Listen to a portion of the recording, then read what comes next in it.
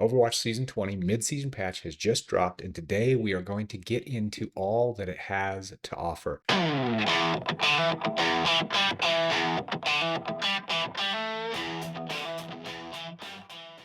Let's jump right into it. So this game or this update is a small update in terms of content, but it is a large update in terms of the actual size of it. And the reason for that is it's a rebase update. And what a rebase is in layman's terms is that they shrink the file size on your installed system. So whether you're on a console, whether you're on a PC, the file size for installation is much smaller. And so they had to make this patch a lot bigger. So it's basically downloading the whole game again, reinstalling it for a smaller install. On, we have the Showdown Shuffle. Showdown returns with a twist from January 13th to the 26th. Heroes shuffle mid-match and wild modifiers keep the chaos coming. Complete challenges to earn cosmetics, loot box, and battle pass experience. Here's a list of the modifiers that will randomly rotate during the match. Mini maxing. All heroes will be 50% smaller, health reduced by 30. And there is lie low. Heroes become invisible while crouching, or their invisibility can still be detected at short distances. The hero stops being invisible when they receive damage or attacks. Power Punch. Quick melee attacks knock back enemies, and vampiric healing. Heroes don't passively regenerate hit points, but each hero has the vampiric passive.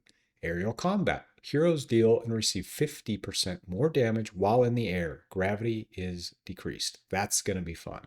In action. Respawn time decreased. Does not apply during overtime. Nice. Damage pack. Health packs also increase damage dealt by 250% for 10 to 20 seconds or until death. Heroes don't passively regenerate hit points. For each 10% of total hit point loss, increases attack speed by 6% and reduces cooldowns by 6. Okay, that's going to be fun. Super jump. Heroes jump 200% higher. Baptiste is going to jump to the moon. Explosive. Heroes explode on death, dealing damage to all nearby heroes. Hyper speed. Movement speed is increased by 30% for all heroes. Buff hunt. Every minute, one random hero has increased hit points, deals more damage, and generates alt charge faster. Eliminate the buffed hero to gain the buff. So quick play hacked is back. It's for the assault maps. Play the classic assault maps this weekend, January 8th through 11th, in our latest quick play hacked in 5v5, 6v6, and Mystery Hero Q Hunt. Junkrat's Loot Hunt is back again, running from January 22nd to the 25th.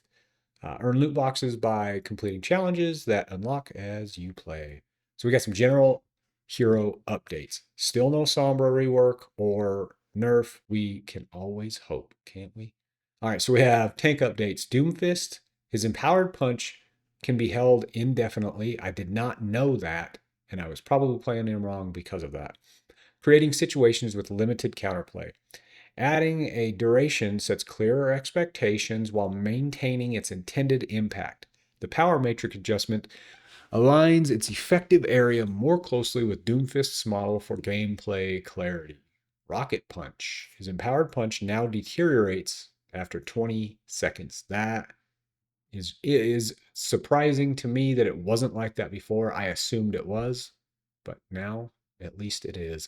His power matrix perk. The projectile absorption area is scaled down to more closely match the size of Doomfist's model. I've always thought that that was too big. It looked like a huge shield on him. You know what? We'll see how that affects his survivability moving forward. Diva, this is fun. The extended boosters successfully encouraged more aggressive booster usage, but the damage bonus was too high for the minor perk. Reducing the value maintains its purpose while lowering overall lethality.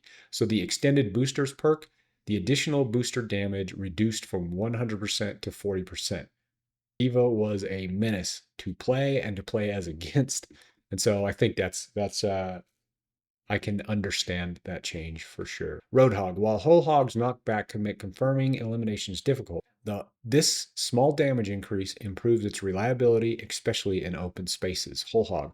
Damage per pellet increased from 6 to 7. See, and it feels like the developers on this one are trying to cater to every single like play style on Earth, because to me, Roadhog should be waiting to pop his ult until he's in a corridor or he's in a small area where he can blast people into a wall and kill them that way.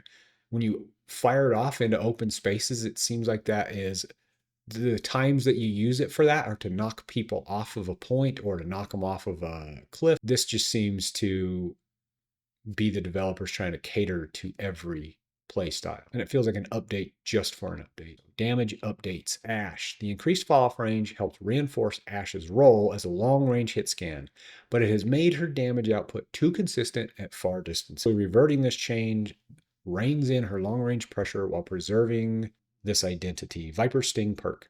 Ammo gain reduced from 2 to 1. The Viper. Secondary fire fall off range reduced from 40 to 60 meters to 35 to 55 meters. That will be a little bit of a nice change. I still don't think it's going to matter too much for good Ashes, but we will see how that plays out. Bastion. Recent fire rate improvements enhanced the feel of Bastion's primary fire, but also increased his damage output more than desired. Reducing the damage slightly offsets this while keeping the improved weapon flow intact. His configuration recon. Damage reduced from 25 to 23. It seemed like a huge change, so we'll see how that plays out as well. Freya, the primary fire adjustment improve Freya's baseline weapon consistency and reduce her reliance on empowered bolts. Increasing take aim's damage restores an important breakpoint against 225 health targets while keeping its overall impact in check. Revdraw crossbow primary fire. Maximum spread reduced from 2 to 1.5 degrees. Spread now ramps up more slowly and fans out horizontally. Take aim impact damage increased from 30 to 35. Well, all right. She's kind of underwhelming anyway, so we'll see how that works. Genji's ammo allows more consistent pressure in fights and secures kills without needing to reload as often. Shuriken ammo increased from 24 to 30%. I'm not a good Genji, but that seems like a great addition to a Genji, because even good Genjis seem like they run them ammo a little too fast. They can wreck you, but you know what? We'll see how that plays out as well. Metra, reducing the secondary fire projectile size increases the precision required to use it effectively. Lowering teleporter durability provides clearer counterplay and encourages more deliberate placement. That is going to be a good change. Photon projector secondary fire. The base projectile size reduced from 0.4 to 0.5 meters. We'll see teleporter base shield health reduced from 250 to 200. I like that. That is good. Thank you. We get a little bit of a Vendetta nerf. She has been wrecking the back line since she came out. While recent changes improved the ability flow, Vendetta's overall lethality has remained way too high. It says too high here, but I'm going to interject way too high. These adjustments reduce key breakpoints and alter the combinations required to secure eliminations. Projected edge. So when she throws her little shadow sword at you while she's blocking, the damage reduced from 80 to 70. Soaring Slice. Soaring Slice now starts on cooldown when respawning. Does not apply when resurrected or in deathmatch. Whirlwind Dash. Damage reduced from 80 to 70. And Raging Storm perk. Damage reduced from 40 to 35 per spin. That's a good nerf for her. I think that's going to make her a lot more survivable to play against. So Venture Drill Dash could feel too reliable when used in close proximity. Reducing the radius requires slightly more control and better aligns the ability's impact with its visual size. Drill Dash.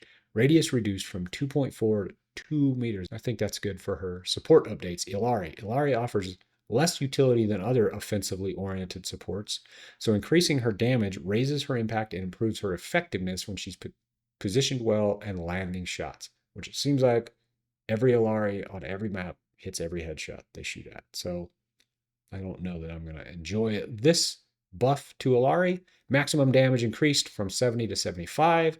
Minimum damage increased from 20 to 25. Sound Wave can be disruptive on a short cooldown, which is his booping. Increasing its cooldown reduces how frequently it can be used and slightly lowers Lucio's overall pressure. Soundwave. Cooldown increased from 4 to 5 seconds. Moira. This change increases coalescence generation to better align its impact with other support ultimates. Ultimate cost reduced by 7%. Zenyatta. Zenyatta's, oh, this is good. Zenyatta's limited survivability and defensive options can limit his overall impact. Increasing Discord Orb's amplification improves his contribution while he's able to position safely and keep the Discord Orb active. Damage amplification increased from 25 to 30% with the Discord Orb. So then there's some Stadium General updates. Spawn defense turrets. What is going on here? Powerful new turrets have been added outside of the spawn rooms for all payload race, control, and clash maps. These turrets activate when enemy players come within range. The turrets have small windup before they fire, allowing players to find cover or move out of range. Camping has been a consistent issue in stadiums since release. We hope to reduce this phenomenon with new defense mechanism. The turrets are very tunable, and we anticipate adjustments as we receive feedback on how effective they are. Okay, that is going to be very interesting. General fixed an issue where Diva's precision fusion perk incorrectly applied to micro missiles instead of only her primary fire. Interesting. An issue where Cassidy could not ping enemies through walls during Deadeye. He now matches other heroes with conditional wall visibility. Okay. Several other small bug fixes, stadium fixes, and that is it. So comparatively to other mid-season patches, this is relatively small, but some good and needed changes, a few little buffs, a few little nerfs, and ultimately it's going to make the game a little more playable for those of us who are not at the top tiers of Overwatch. Leave a comment in the comment section below on if you like these changes, if you don't like these changes, and what you think should have been done better. Like the video, subscribe to the channel for more tips and tricks you can use. As always, go out, be a good person. Catch you on the flip side.